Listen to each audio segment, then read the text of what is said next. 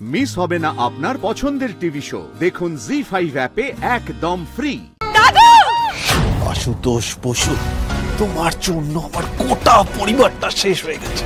তোমার চোখের সামনে তোমার গোটা পরিবারটাকে আমি শেষ করে দিলাম। এবার তোমার পালা।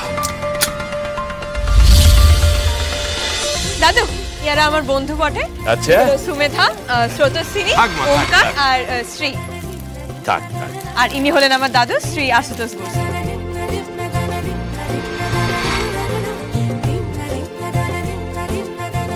সব ভালো তো? পড়াশোনা ঠিক চলছে? বাহ, খুব ভালো। আচ্ছা, তা তুর্য কোথায়? ওকে তো দেখতে পাচ্ছি না। আসছে রাস্তায় আছে, আমাকে কল করেছিল। পারুন, আরে ওই তো এসে গেছে। এসো। আরে এটা আমায় দিচ্ছ কেন? ওনাকে দেবে। চলো আলাপ করাইতে আমার দাদুর সঙ্গে।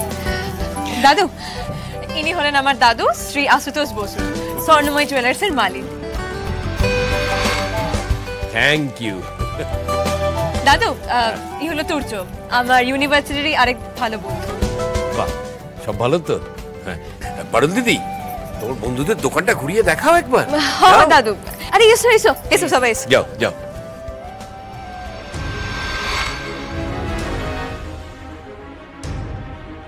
আমার দাদুও তো এরকম কোন সোনার দোকানে কাজ করত।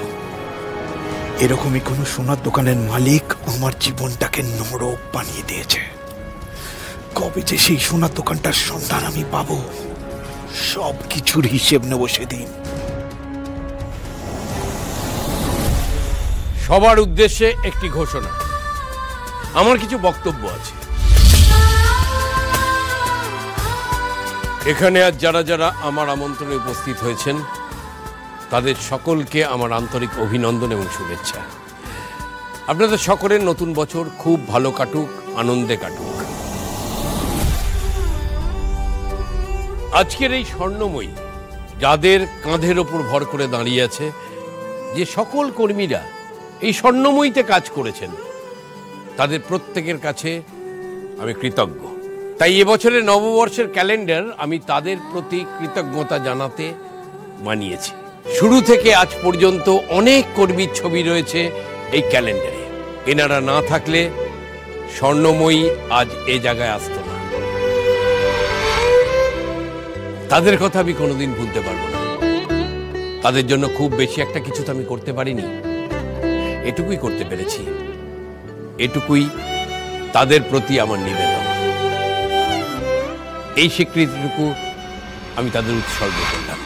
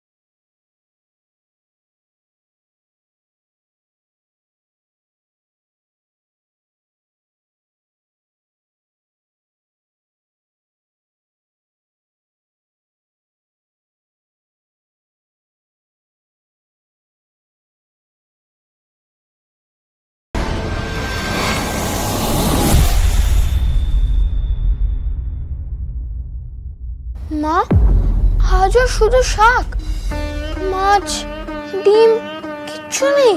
মাছ মাংস কেনার আর পয়সা কোথায় রে বাবা? এই দুমুটো ভাতের জোগাড় করতে নাভিশ্বাস উঠে যাচ্ছে। ভগবান, কি দিন দেখালে তুমি আমাদের। একদিন তো আমাদের ভাড়ারেও খাবার উপচে পড়তো, আর আজ আমি ছেলেটার মুখে এক টুকরো মাছ তুলে দিতে পারি না। আমাদের এরকম অবস্থা কি করে হলো মা? আমাদের সব ছিল, বাড়ি গাড়ি কাজের লোক সব ছিল। তারপর তোর দাদু, যে সোনার দোকানে কাজ করতো, সেই দোকানের মালিক একদিন তো দাদুকে গাড়ি চাপা দিয়ে মেরে ফেললো। আর সেই শোক সহ্য করতে না পেরে কয়েক বছরের মধ্যে তোর বাবাও চলে গেল। তারপর থেকে আমরা আর ঘুরে দাঁড়াতে পারলাম না রে। লোকের বাড়িতে কাজ করে আর কটা টাকাই বা রোজগার হয় বল? আমাদের সব কিছুর জন্য ওই লোকটা দায়ী। ওই লোকটা আমাদের সবকিছু শেষ করে দিল। কি মরতে যেত দাদু ওই সোনার দোকানে কাজ নিয়েছিল কে জানে। ওই সোনার দোকানের মালিক আমাদের সব শেষ করে দিল।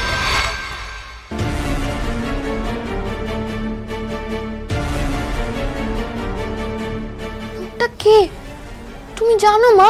আমি কিচ্ছু জানি না, তোর বাবাও কিছু জানতো না, তোর দাদু কাউকে কিছু জানাবার সুযোগই দেয়নি।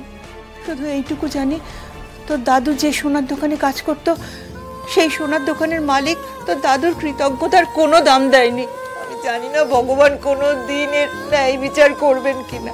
ভগবান না করুক, আমি করব এর বিচার, আমি নেব এর বদলা। ওই লোকটাকে যেমন করে হোক, যেভাবেই হোক খুঁজে বের করে নিজে হাতে শেষ করব আমি।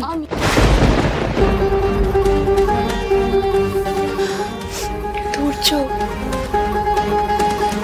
আমি তোমাকে ছুঁয়ে কথা দিচ্ছি মা, বাবা দাদু সবার খুনের বদলা নেবে তোমার ধৈর্য।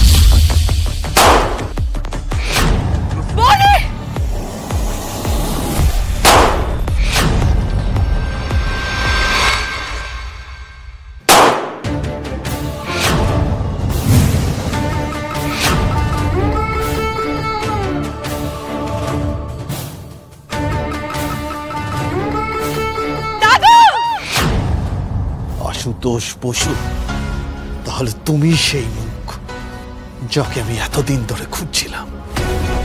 তোমার জন্য আমার গোটা পরিবারটা শেষ হয়ে গেছে, তাই তোমার চোখের সামনে তোমার গোটা পরিবারটাকে আমি শেষ করে দিলাম।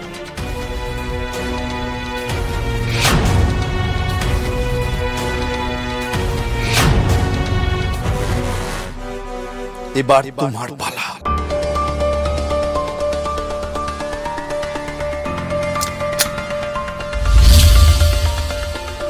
জি5 ডাউনলোড করুন আর সব এপিসোড দেখুন একদম ফ্রি।